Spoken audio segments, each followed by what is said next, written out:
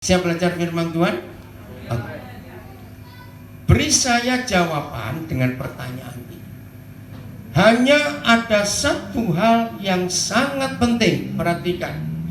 Hanya ada satu hal yang sangat penting dalam hidup kekristenan kita. Kalau tidak ada hal ini, maka kekristenan kita tidak ada arti sama sekali. Apa itu? Salah tidak apa-apa, jawab saja. Iman, firman, bukan dua-dua. Kasih, bukan, jangan diurut ya, awas.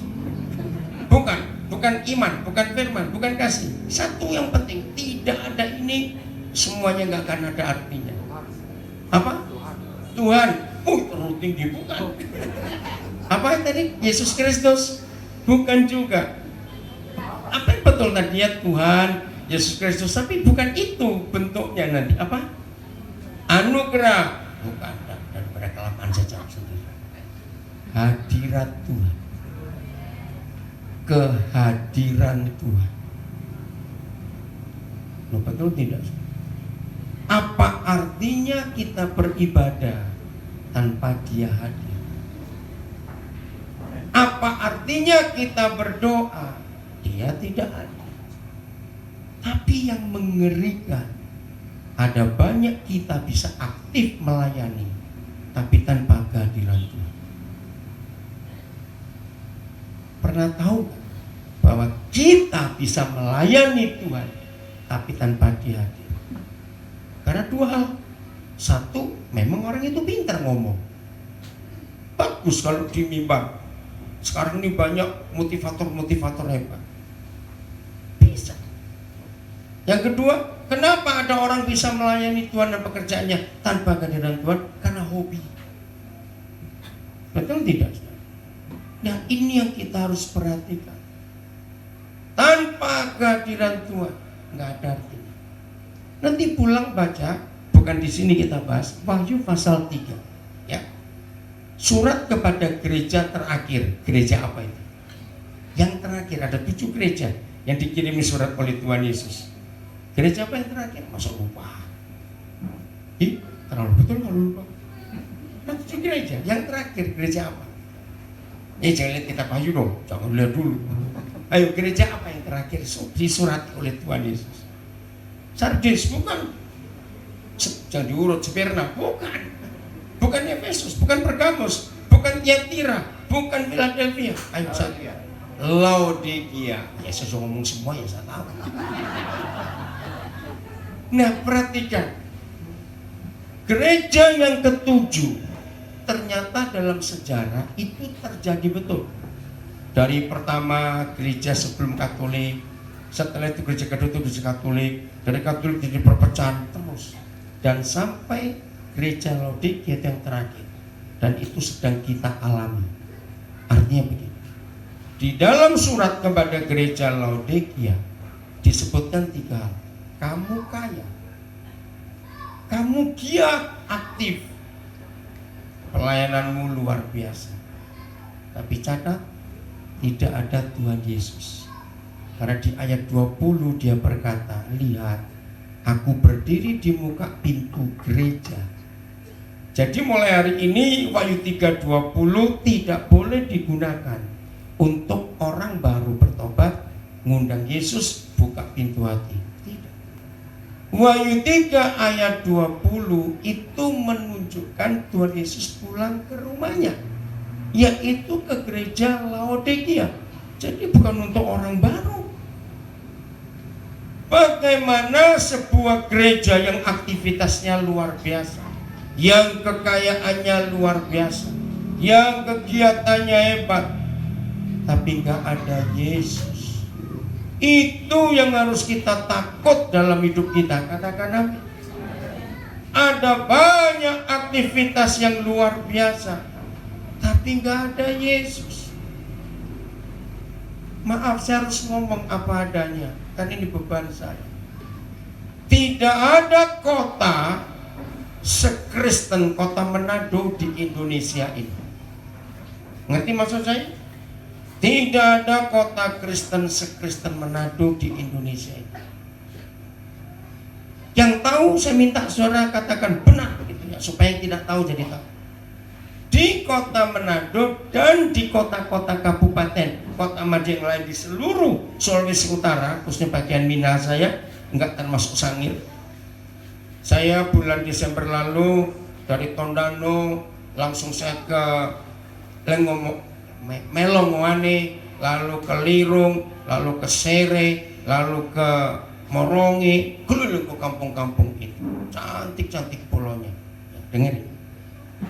Di kota Manado itu tiap hari itu minimal ada 1 KKN. Jawab ya atau tidak? Loh, masa ada yang tahu di sini? Tiap hari itu minimal. Kalau saudara ke Manado itu spanduk-spanduk luar biasa. Di daerah-daerah yang lain, kabupatennya itu wah, luar biasa. Tapi maaf, kehancuran rumah tangga paling tinggi dibanding di daerah Muslim. Nah, ini perlu kita tanya. Langowan Tomohon adalah 2 kota, istilah saya itu pabriknya pendeta. Ngerti nggak maksudnya pabriknya pendeta itu apa? Cukup jawablah. Paling banyak sekolah Alkitab, Langowan dan Tomohon. Tapi sekali lagi, ngerti istilah orang Manado bahugel? Baku hubungan gelap itu istilah mereka. Menjijikkan, perselingkuhan, perceraian itu sangat tinggi di Manado. Yang mana tiap hari pasti. Jadi di kota Manado itu tidak ada hari tanpa KKN. Itu jadi pertanyaan saya, kemana Tuhan?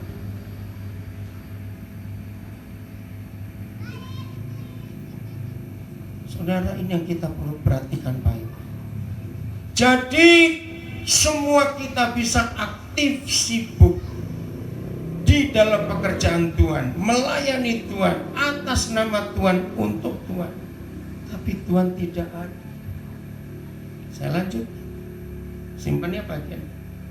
Berapa kali surat-surat Paulus mengatakan, jangan sampai setelah aku mengajar, memberitakan keselamatan, orang lain diselamatkan, tapi aku ditolak. Pernah dengar firman itu? Nah, kenapa? Itu tadi, orang bisa melayani, orang bisa khotbah, orang bisa kelihatan hebat, tapi tanpa kehadiran Tuhan. Dan iblis sangat berhasil untuk tidak menghadirkan Tuhan di hidup gereja Tuhan. Maaf, saya harus pakai kalimat yang tidak baik. Dan setan sangat berhasil membuat Tuhan tidak bisa hadir di hidup banyak gereja, banyak warga hamba Tuhan, banyak hidup anak-anak Tuhan. Jangan marah dulu, dengar baik. Sekarang sebutkan kepada saya. Ini pertanyaan. Di Alkitab hanya ada 1 hal yang membuat Tuhan tidak bisa hadir. Bukan 2, bukan 3. 1 saja. Apa itu? Dosa terlalu luas. Jangan nyebut dosa. 1, betul dosa. Yesaya 59 ayat 1 dan 2. Tangan Tuhan tidak kurang panjang untuk menyelamatkan, telinganya tidak kurang tajam untuk mendengar. Tetapi yang merupakan pemisah antara kita dengan Dia adalah dosa dan kejahatan kita. Betul.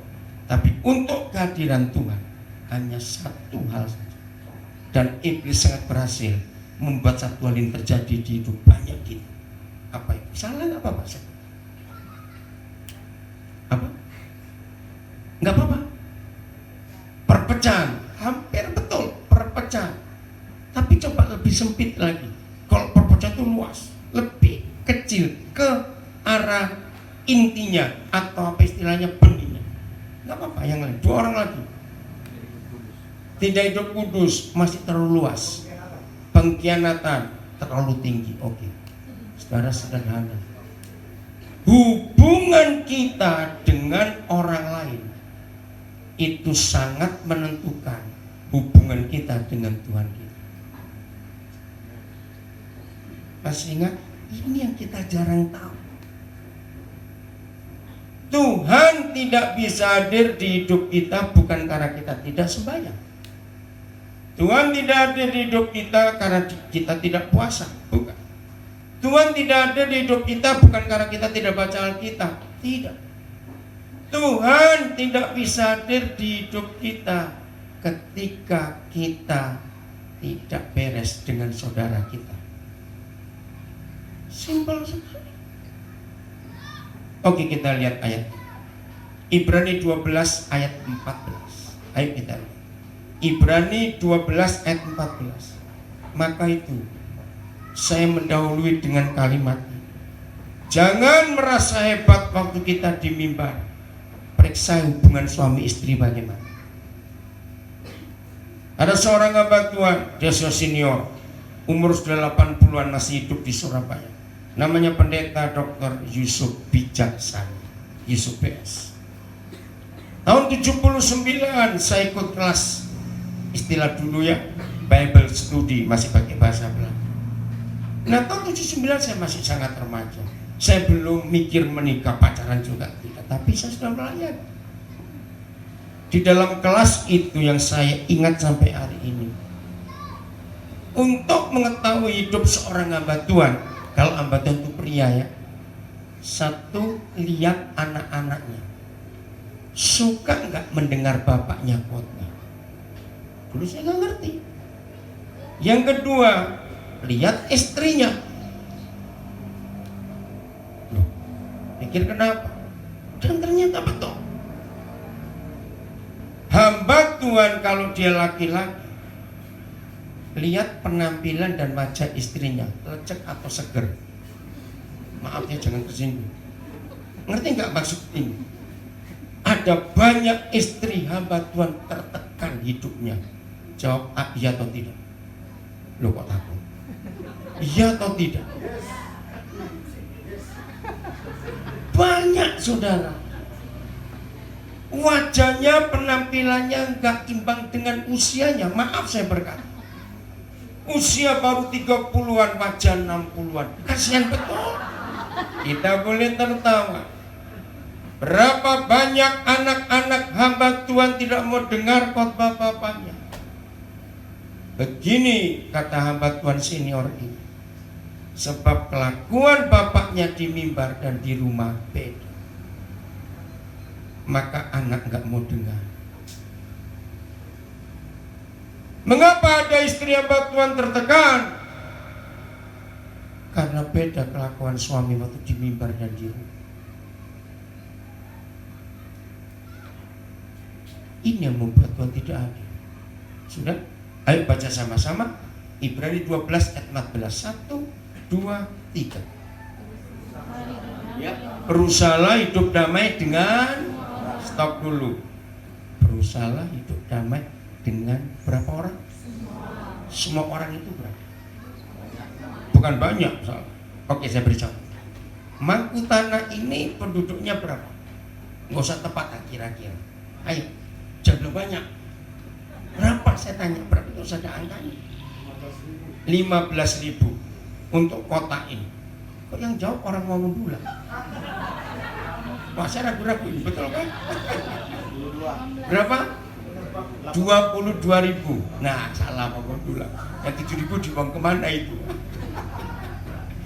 22.000.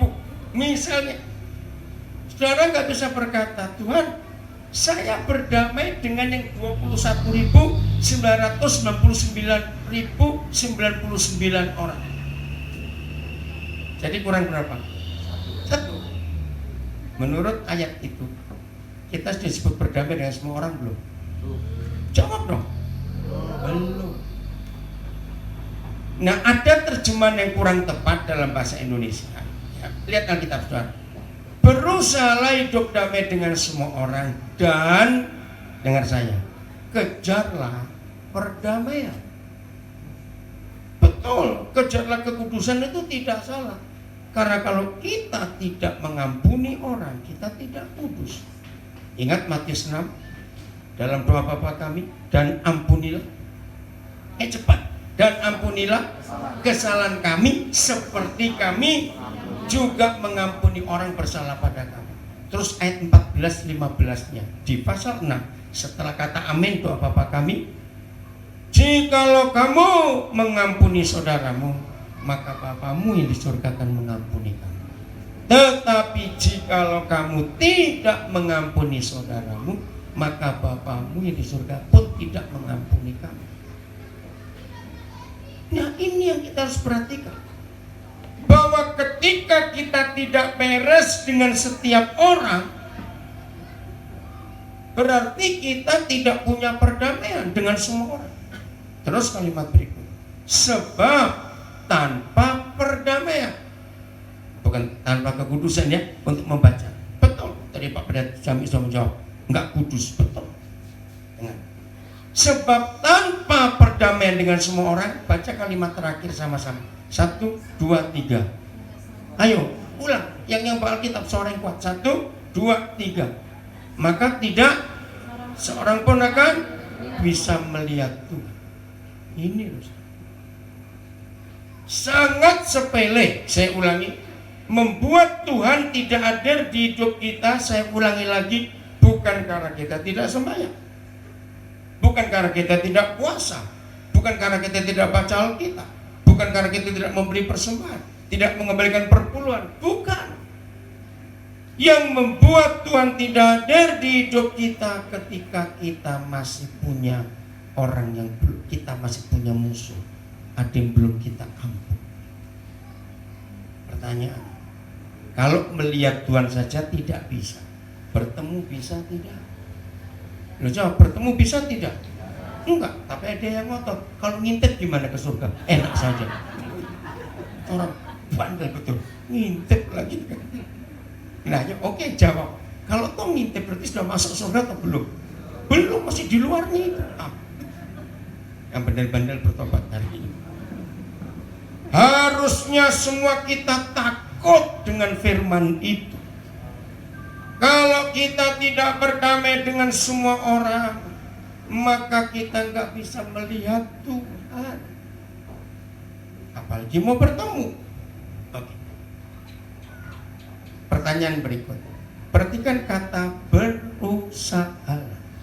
Berarti itu tergantung siapa? Ayo, tergantung siapa? Kita. Maka itu untuk mengampuni orang, saudara dan saya tidak bisa berdoa atau minta tolong Pak Pendeta doakan saya. Saya ini susah ngampuni bajingan itu. Jangan begitu. Itu kan bisa didoakan. Pak Pendeta doa dengan otoritas urapan, wah, nggak bisa. Mengampuni orang itu bukan pilihan, tapi keputusan. Ingat, saya mau tekankan ini. Iblis itu lebih rajin dan lebih teliti baca Alkitab daripada kita. Lu serius? Kenapa saya berani berkata? Sebab ayat-ayat yang vital iblis kuasai, kita tidak. Nah, salah satu contoh ayat ini. Iblis sangat tahu Ibrani 12:14. Maka itu dengan mudah kita tidak mau mengampuni. Mungkin ada yang ngotot. Ya, saya tunjukkan dua hal. Ini yang paling sering terjadi di hidup kita. Kalau saudara setuju, tertawalah yang kencang. Nggak usah bilang setuju, tertawa saja. Saya tahu nanti siapa yang tertawa.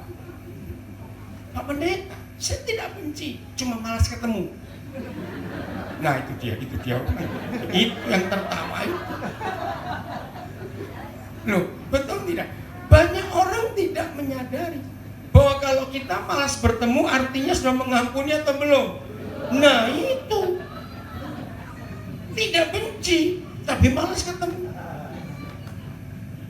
Ada yang turun lebih rendah lagi dikit. Saya tidak marah, cuma jengkel. Nah, itu dia. Dengar baik-baik. Begitu jengkel saja muncul, maka kita sudah putus dengan Tuhan. Pokoknya Tuhan mau tidak ada musuh sedikit pun, termasuk jengkel. Masih ada yang ngotot. Saya tidak jengkel, cuma itu yang terjadi banyak di hidup suami istri. Kira-kira ya atau tidak? Saudara, ini hal yang sangat sederhana, tapi ini vital.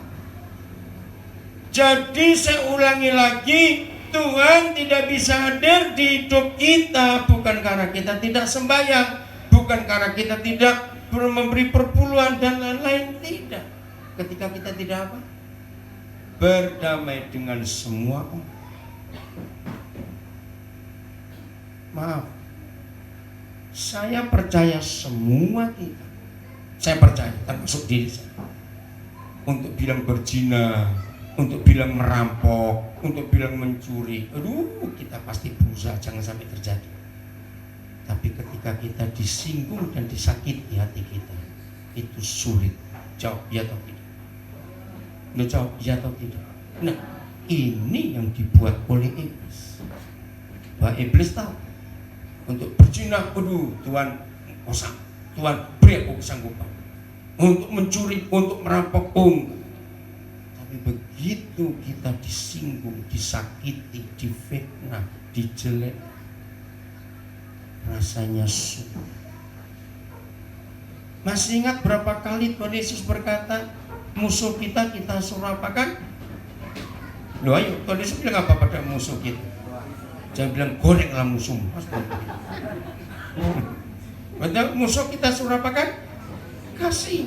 Orang yang membenci kita suruh apakan? Berkati. Luar biasa hukum itu. Jangan main-main. Pokoknya saya berkata, Bapak itu kuat Bapak, biarin aja.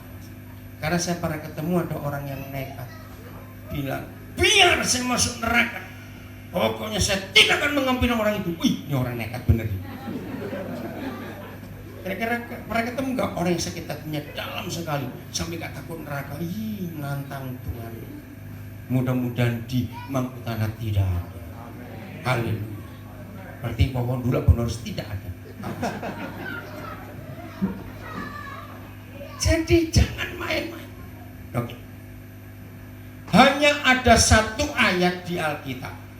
Ya, perhatikan.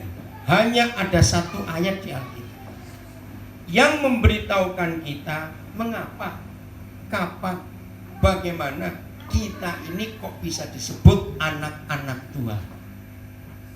Ternyata bukan karena kita sudah dibaptis, bukan. Kita disebut anak-anak Bapa di surga bukan karena kita sudah jadi Kristen. Ternyata tidak. Mari kita buka Matius 5 ayat 9. Nah, ini yang saya katakan tadi, iblis itu sangat hebat mengenal ayat-ayat yang vital di Alkitab. Maka itu ayat-ayat itu dia balikkan, hantam kita lagi. Udah, baca sama-sama. 1, 2, 3. Ulang, suaranya nggak kencang. 1, 2, 3. Berbahagialah orang-orang yang membawa damai, sebab dia kan disebut anak-anak Tuhan. Perhatikan. Bongkar Alkitab saudara. Saya ulangi, bongkar Alkitab saudara. Tidak akan ada ketemu ayat lain. Mengapa, kenapa, kapan, bagaimana kita disebut anak-anak Tuhan, kecuali membawa damai. Ada yang ngotot. Yohanes 1 ayat 12. Tunggu dulu. Yesus disebut apa dalam gelarnya raja apa? Ayo masuk lupa. Tuhan Yesus disebut gelarnya raja damai. Nah, kalau tuannya, rajanya raja damai, berarti pengikutnya, rakyatnya, anak-anaknya membawa damai. Oke, apa kata lain membawa damai? Kata lainnya apa? Susah sekali jawab.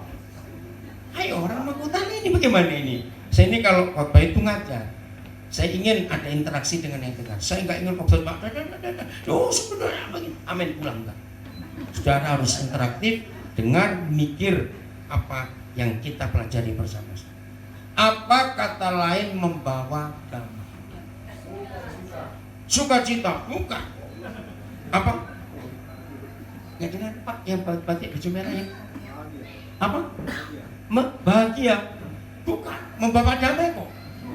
Susah bener sih. Kalau nggak jawab, kita makan nasi sebulan. Apa itu membawa damai? Aduh, susah sekali. Ketenangan. Apa? Ketenangan. Cari ketenangan, bukan. Sejahtera. Susah benar. Oke, stop. Berbahagialah orang yang membawa damai, karena mereka akan disebut anak-anak Bapa di surga. Membawa damai itu artinya nggak punya musuh. Wah, kasih tahu apa? Ya kan begitu, betul nggak? Suka berdamai dengan semua. Kenapa tertawa? Ini diajarin kok. Jadi membawa damai itu artinya nggak punya musuh.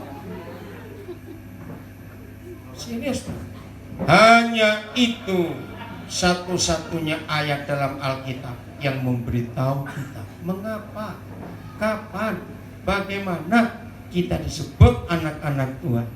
Ternyata cuma satu, kalau nggak punya musuh di hidup.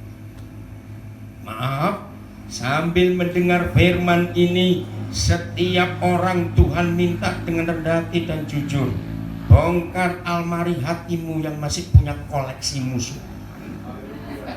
Haleluya. Ayo jawab dulu. Saudara seperti nggak percaya sih diajarin. Nah, ayo jawab dulu begini. Kira-kira ada atau tidak orang hidup punya koleksi musuh? Ada. Salah. Banyak. Ada, enak saja. Banyak. Betul saya ngomong? Benar. Begitu banyaknya koleksi musuhnya sampai lupa. Nah, salah satu penyebab, saya seorang gembala. Saya pernah jadi gembala hampir 14 tahun sama gembala. Dengarkan, saya sebagai gembala itu jengkel gitu dengan jemaat. Saya kira bapak-bapak gembala pasti setuju sama mendengar. Itu jemaat kalau suruh hafal ayat firman Tuhan susah sekali. Betul nggak bapak-bapak? Nah, saya pakai istilah ini, ya, Tuhan berbicara itu berfirman. Nah, supaya mempermudah, ternyata kalau orang berbicara pun saya pakai orang itu berfirman. Jawab jujur ya. Kalau nggak jujur awas. Menurut saudara, orang-orang Kristen itu lebih mudah menghafalkan firman Tuhan atau firman mama mantu? Loh, kok tertawa lagi? Saya ini tanya. Ayo, lebih mudah firman Tuhan atau firman mama mantu yang dihafal? Cepat.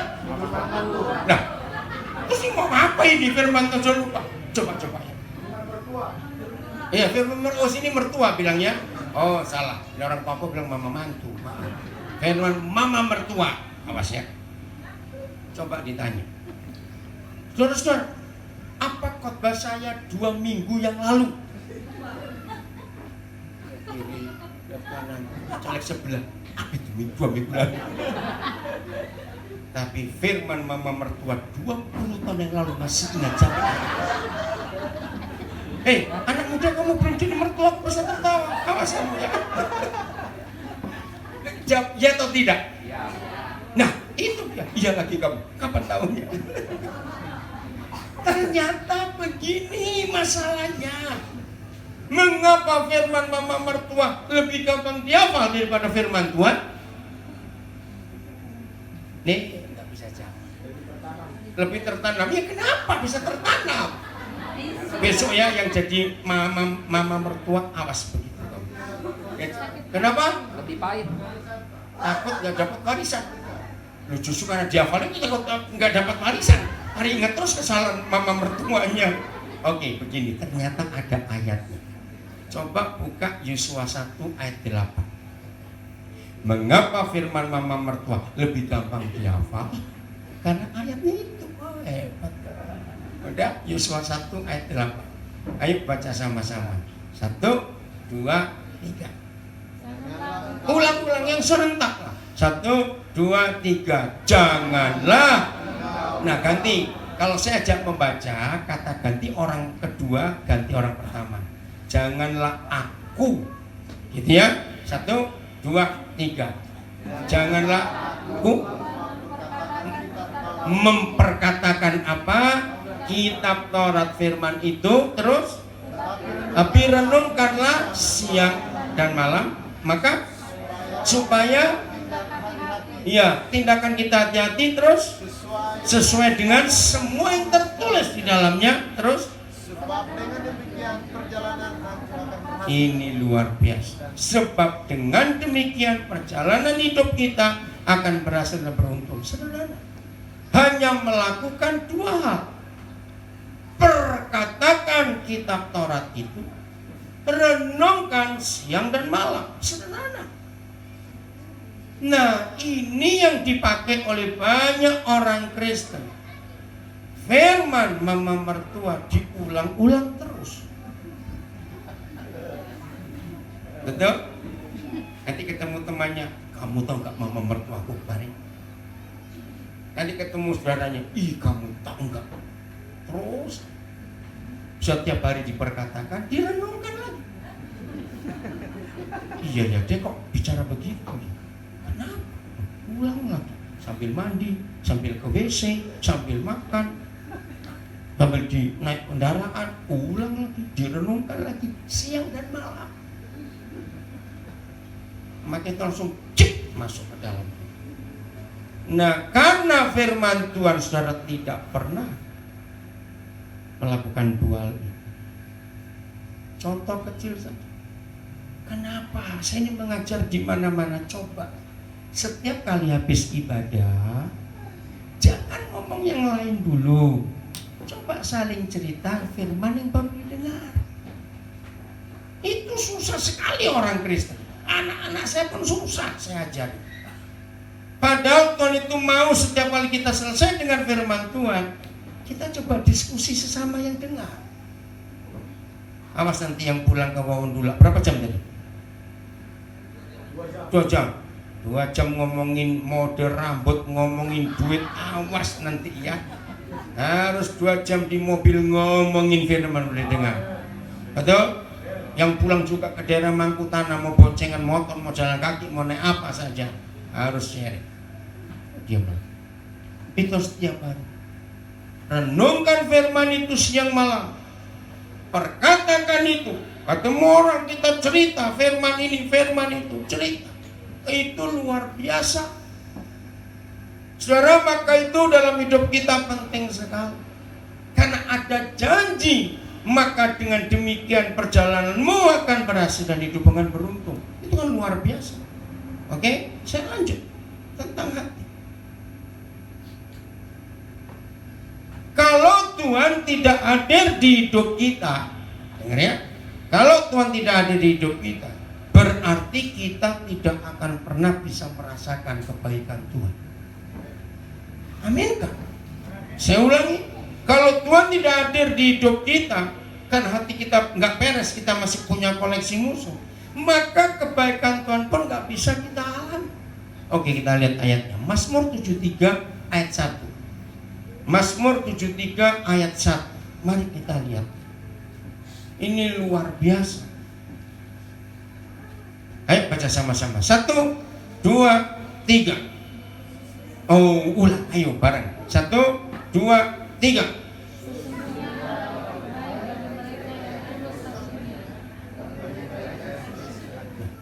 Setelah kita baca firman ini, sesungguhnya Tuhan itu baik, bukan kepada orang yang rajin berdoa, bukan pada orang yang aktif melayani, bukan pada orang yang suka memberi persembahan. Sesungguhnya Bapa di surga itu baik kepada siapa? Baca, orang yang tulus hatinya dan bersih hati. Saya tanya, setelah kita baca ayat ini, berarti bisakah Tuhan kita baik kepada semua orang Kristen? Loh, ngerti nggak pertanyaan? Setelah kita baca Mazmur 73 ayat 1, bisakah Tuhan itu baik kepada semua orang Kristen? Jawab, bisa atau tidak? Tidak. Setelah iblis tahu ayat ini, maka dengan gampang sekali setan memasukkan kotoran ke hati kita supaya kita tidak merasakan kebaikan Tuhan. Setelah kita dengar uraian sampai di sini, jadi bagaimana cara setan memasukkan kotoran sampah ke hati kita?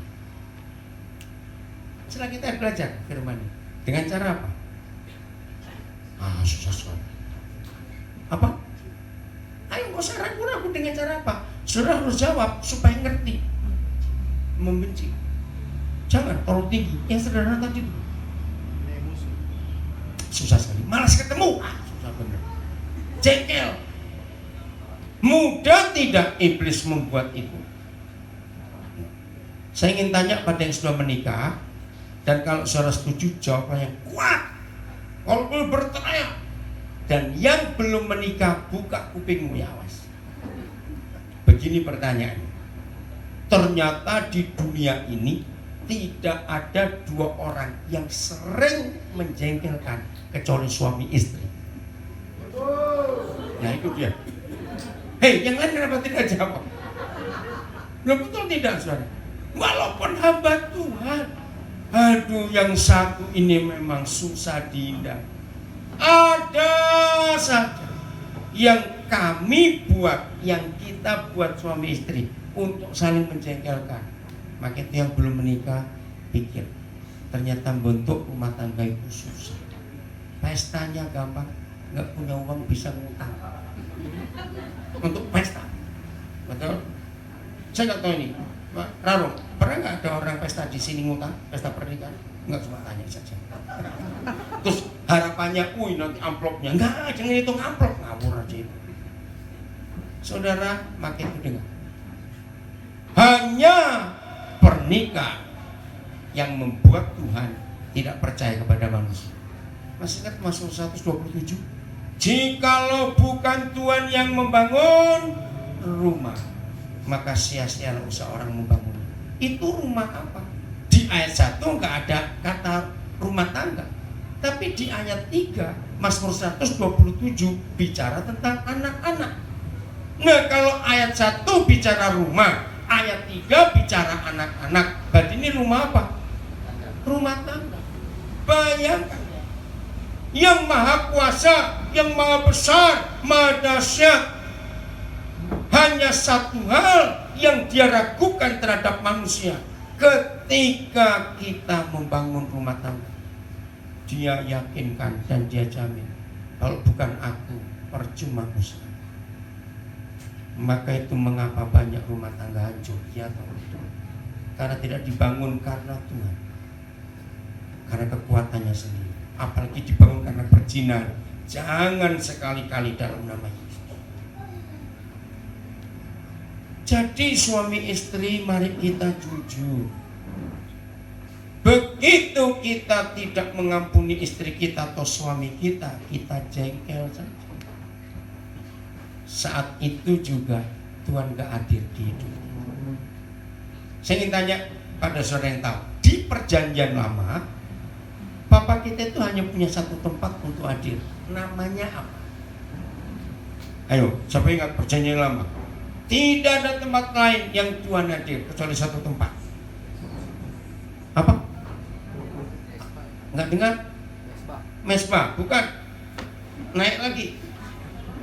Tabut. Ya, tapi bukan seluruhnya toh, kan ada satu nama. Tutup pendamaian. Saudara perhatikan.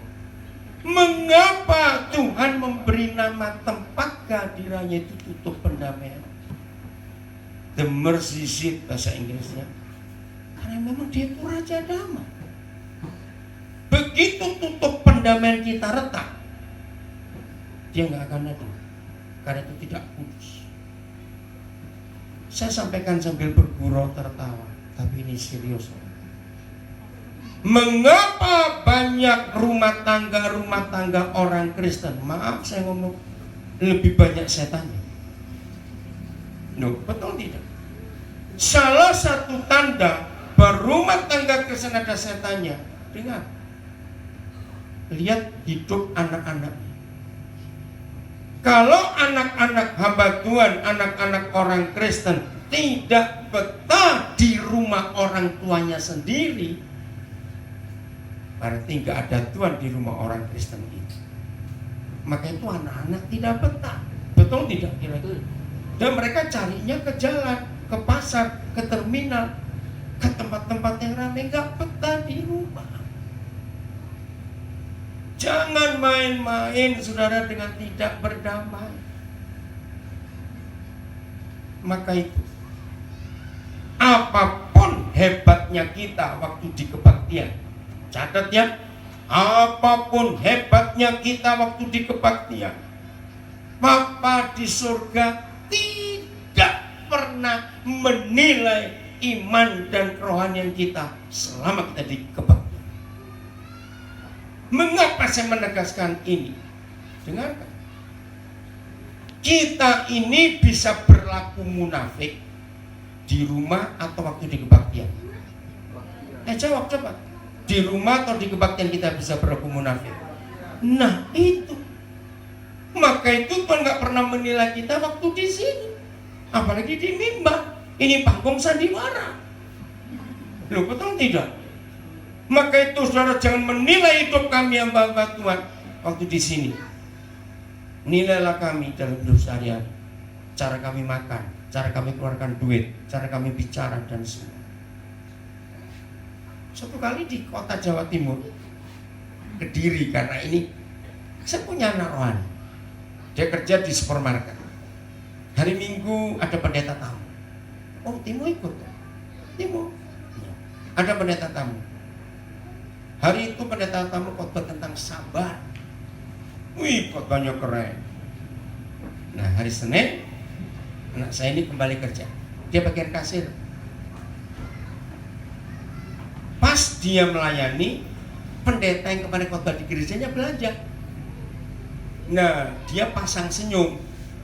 Tapi si pendeta nggak ngeliat, ya nggak kenal. Ya udah.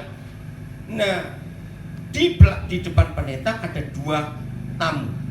Satu ibu-ibu sedang dilayani, baru satu orang lagi, baru Pak pendeta. Nggak tahu apa yang salah, entah komputernya, entah scannernya, atau data belum masuk, sehingga lambat. Nah rupanya Pak pendeta ini mau pergi cepat-cepat, ngomel lah dia. Kerja nggak bisa. Mau kalau aku jadi pemiliknya aku pecat kamu. Ambil ngomong terus, aduh ini makin takut ini anak. Dari senyum jadi gak senyum lagi sudah.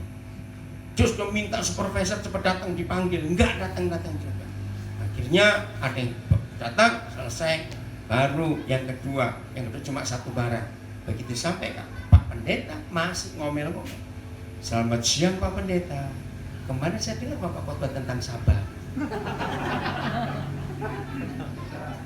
Terus saya tanya, pendeta tetap bayar atau tidak? Tetap, tapi nggak senyum. Saya bilang kalau saya jadi pendeta itu, saya tinggal bareng saya balik keluar, nggak jadi beli. Loh, betul tidak? Nah inilah bukti hidup sehari-hari kita itu jauh lebih dinilai oleh Tuhan daripada waktu kita diminta. Catat ini Pak. Saudara jangan main-main dengan kemunafikan. Ingat ketika Tuhan menemui Samuel waktu memilih anak-anak Isai, masih ingat? Dengan bangga Samuel berkata ini cocok jadi raja. Tuhan bilang enggak. Kedua, enggak juga. Terus gimana? Masih ingat Tuhan ngomong apa pada Samuel? Cepat jawab.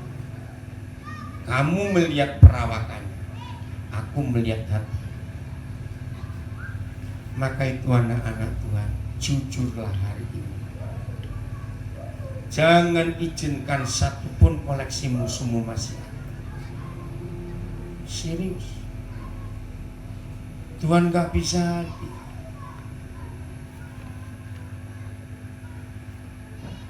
Begitu Tuhan gak bisa hadir, hancur hidup. Mulai dengan anak-anak kita, tanya. Saya meneliti masalah keluarga. Saya tuh bingung ya lihat beberapa anak-anak susah respect, hormat pada orang tua. Bahkan ada anak-anak yang begitu kurang ajarnya, saya mesti ingin gampar saja. Akhirnya suatu hari saya harus menyelidiki, kenapa sih kok ada anak-anak nggak bisa hormat, nggak bisa respect pada orang tua. Ternyata penyebabnya cuma satu. Nah, kalau dulu kita pernah jadi anak-anak, pernah nggak jadi anak-anak dulu? Kalau langsung gede menakutkan. Ya, maksudnya begini. Jadi ingat, waktu kita masih anak-anak dulu, kalau ada di antara kita pernah mengalami seperti yang saya mau ajarkan hari ini, katakan benar yang kuat. Dan kalau ada anak-anak yang hadir, ya saya lihat banyak anak-anak, dengar ya, mudah-mudahan kamu nggak dekat dengan papa mamamu, supaya nanti kalau saya tanya jawabanmu kencang. Yang dekat dengan mama papanya, ya hati-hati aja. Begini pertanyaan saya. Ternyata yang menyebabkan anak-anak tidak hormat, tidak respect pada orang tua, bukan karena ayah ibu kurang galak, kurang cerewet, tidak. Oh ya, saya lupa. Awas ya. Jawab ya. Mama makin cerewet, makin gak dihormati anak. Ya atau tidak? Ya. Jangan nggak jawab. Betul tidak? Saya ulangi. Oh, takut ada mamamu di sebelahmu kan. Yang jauh-jauh jawab. Ternyata mama makin cerewet, makin gak disegani anak. Nah, mama dengar ini. Pakailah wibawa Tuhan dalam hidup. Nah, saya pikir dulu, kenapa ini anak kok nggak hormati bapaknya? Oh, jangan-jangan kumisnya kurang tebel kan? Enggak. Ini penyebab satu-satunya mengapa anak-anak nggak respect pada orang tua. Kalau orang tua munafik, hampir tiap hari di rumah bertengkar, berantem, ngomong jorok, maki. Tapi ini papa mama ya. Tapi tiap kali mau ke gereja, mau ke pesta, begitu keluar pintu rumah langsung sinetron main, gandengan sok mesra. Wih, anak-anak muntah. Jawab iya atau tidak, jawab yang dulu ingat. Nah itu, ini luar biasa. Loh, betul tidak? Jawab betul atau tidak ini? Waktu kita masih kecil, hebat firman. Maka itu mengapa yang sangat dibenci oleh Tuhan Yesus bukan orang berdosa, tapi orang munafik, betul? Tuhan Yesus kalau ketemu orang munafik, saya sampai pikir, ini Tuhan Yesus atau bukan? Baca 4 Injil. Tidak ada orang yang pernah dia katakan celakalah kamu. Hanya orang munafik yang berkata begitu. Dan itulah imam-imam ahli Taurat. Saya tidak tahu harus pakai kalimat apa lagi untuk meyakinkan saudara bahwa tidak berdamai dengan semua orang itu sudah cukup membuat kita ke neraka. Jangan main-main. Masa tahu sekejam itu? Betul. Lihat. Saya nggak hafal KUHP. Apa itu KUHP? Kitab Undang-Undang Hukum Perkara Pidana atau Perdata. Saya nggak hafal. Nggak hafal itu polisi, jaksa, hakim, pengacara. Tapi saya hafal KUHS. Apa itu? Kitab Undang-Undang Hukum Surga. Saya hafal. Mau tanya hukum apa saja, Roh Kudus akan menolong saya untuk menjawab. Nah, di dalam KUHP, pasal-pasal tentang kriminal itu terlalu banyak. Tapi di KUHS simpel. Contoh, pembunuhan di KUHP, itu banyak. Pembunuhan berencana, pembunuhan tidak sengaja, pembunuhan rame-rame yang melakukan satu orang, pembunuhan mutilasi, beda semua hukuman. Tapi KUHS cukup satu. Ayo kita buka. Ya 1 Yohanes 3:15. Nah, saya tidak tahu lagi kalau firman ini sudah kita baca, masih ada yang keras hati, yaitu calonnya neraka gitu aja. Maaf ya, saya bukan mengutuki, tapi ini firman, betul? Yang bicara bukan saya. Udah, 1 Yohanes 3:16. Oh, 15. Sederhana. Ayo baca. Sudah? 1 Yohanes 3:15. 1, 2, 3. Setiap orang yang membenci saudaranya adalah seorang pembunuh manusia. Stop. Setiap orang yang membenci saudaranya adalah seorang pembunuh manusia. Lanjut. Dan kamu tahu bahwa tidak ada seorang pembunuh yang tetap memiliki hidup yang kekal di dalam dirinya. Dan kamu tahu tidak ada seorang pembunuh manusia yang memiliki hidup yang kekal di dalam dirinya. Berarti kalau dia mati kemana? Kalau nggak punya hidup yang kekal, neraka. Serius saudara. Saya ulangi, walaupun saya sambil bergurau, tapi ini serius. Ayo jujur. Setelah kita dengar uraian ini, adiknya benci tadi apa namanya? Nggak usah pakai istilah adiknya benci. Apa tadi? Bukan, itu adik paling bungsu. Yang nomor 2. Tadi itu loh maksud lupa. Nah, malas ketemu. Ayo. Siapa yang pernah berapa yang lalu ketemu di pasar terus belok? Awas. Awas. Saudara jangan anggap enteng walaupun kita tertawa. Ini semua serius sudah tertawa lagi. Tidak ada seorang pembunuh manusia yang bisa memiliki hidup yang kekal di dalam dirinya. Jangan main-main.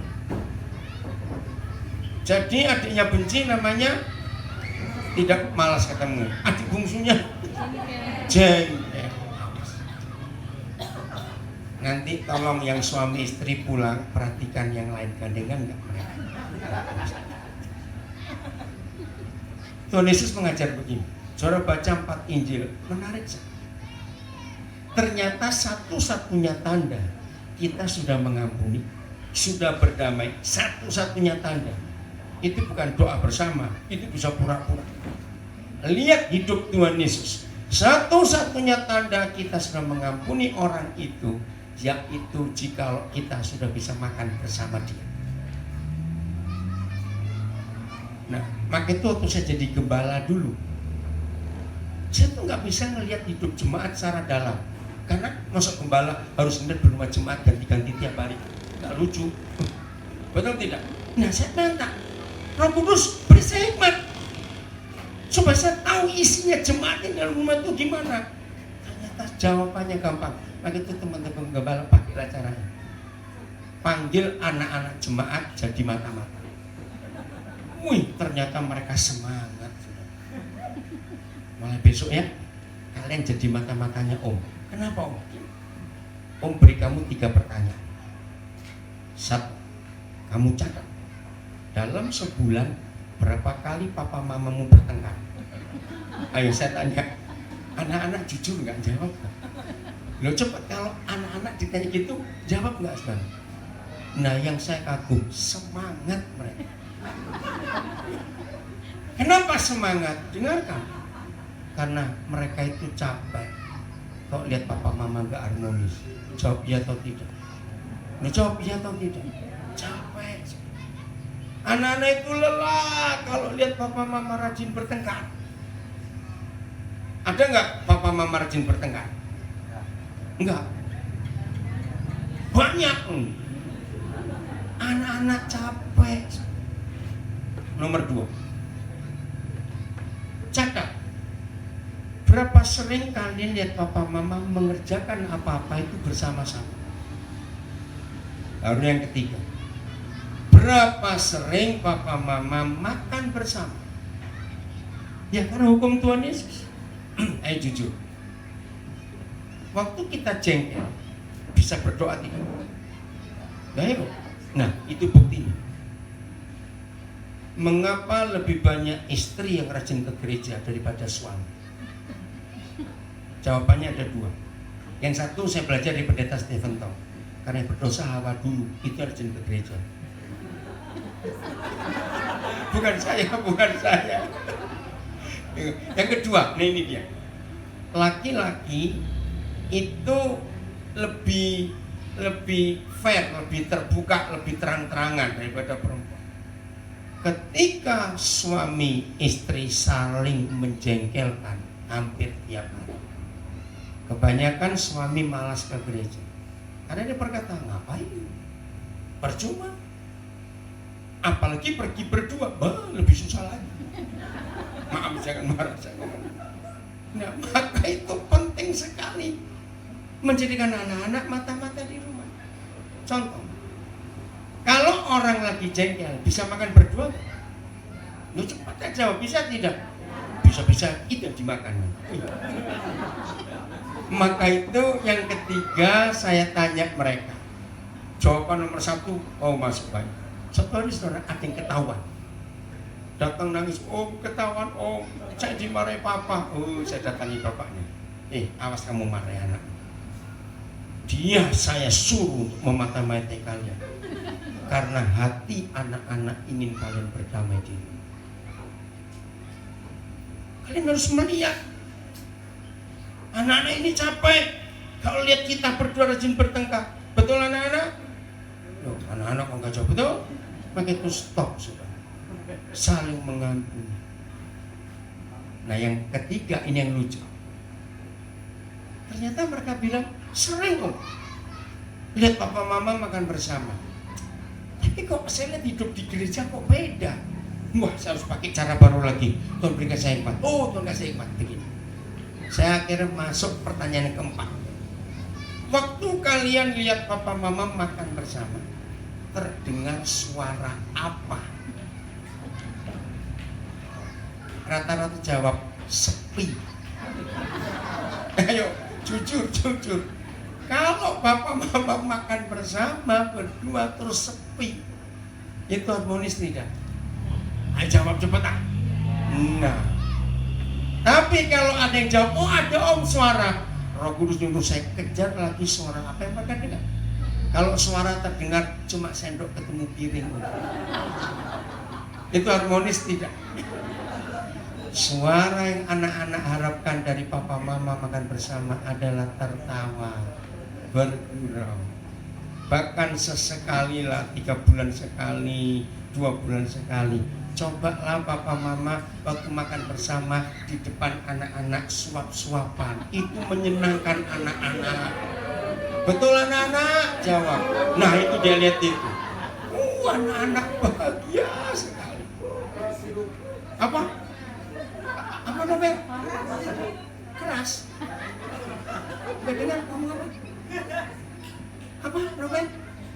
Loh, jawab apa tanya ini kok? Oh susah suap. Saya gigi kali ya. Susah suapnya. Serius dan saya itu menemukan fakta ini. Begitu papa mama bahagia harmonis, anak-anak ikut bahagia. Jawab ya atau tidak? Itu surga di bumi. Bayangkan kalau tiap hari ayah ibu harmonis. Senin, Selasa, Rabu, Kamis, Jumat, Sabtu, dan Minggu ke gereja. Wow, surga yang dibawa semua keluarga ini. Amin. Ini yang Tuhan cari. Maka itu saya belajar dari Efesus 5. Ternyata harta yang paling mulia, harta yang paling hebat dalam keluarga kita bukan deposito, bukan surat tanah dan kekayaan lain. Catat.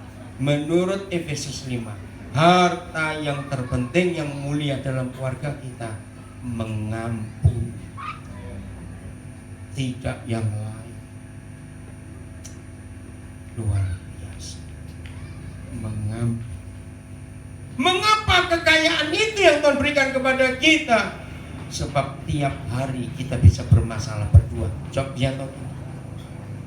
Maka itu jangan ada kemunafikan lagi mulai hari ini. Sesekali papa mama perlu kejar-kejaran di rumah. Terus anak-anak luar biasa, tak tangkap begitu. Nah, jangan bawa parang juga kejar-kejaran. Awas nanti. Sungguh saudara, pokoknya kalau ayah ibu itu berdamai, enggak saling jengkel apa, luar biasa. Kenapa ini orang mengutana tertawa? Jangan nggak bawa parang di rumah ini ya. Awas ya. Kalau bukan cuma ke kebun bawa parang, di rumah bawa parang, awas. Sungguh ini yang anak-anak cari, betul. Ada tawaria di rumah, aduh menyenangkan sekali. Ayo kita pulang dari sini merubah konsep hidup kita, amin. Hadirkan Tuhan, hadirkan Tuhan. Dengan berdamai dengan semua orang. Ini yang Tuhan minta dari kita. Ayo berubah mulai hari.